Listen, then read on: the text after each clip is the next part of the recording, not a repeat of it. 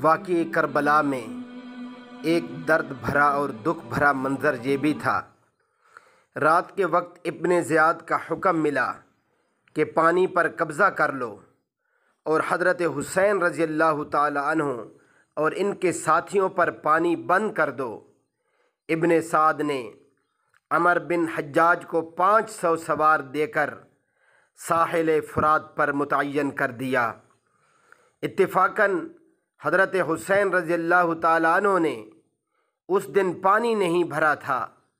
رات کو جب پانی لینے گئے تو معلوم ہوا کہ دشمنوں نے پانی پر قبضہ کر لیا ہے۔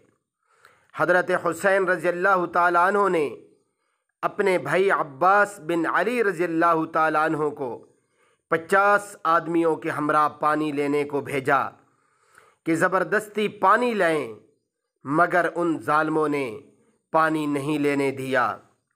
اب پیاس کی شدت بڑھتی گئی۔ حضرت حسین رضی اللہ تعالیٰ عنہ کے چھوٹے بیٹے حضرت علی بن حسین رضی اللہ عنہما بیمار تھے اور خیمے میں رہتے تھے۔ میرے محترم سامعین، اس قدر ظلم و ستم کے بعد اور اس قدر تکالیف اور مصائب کے بعد یہ دین آل رسول صلی اللہ تعالیٰ علیہ وآلہ وسلم نے ہم تک پہنچایا ہے۔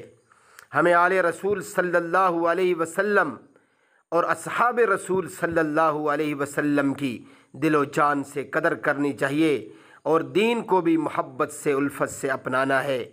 اللہ عمل کرنے کی توفیق عطا فرمائے۔ وآخر دعوانا ان الحمد للہ رب العالمین۔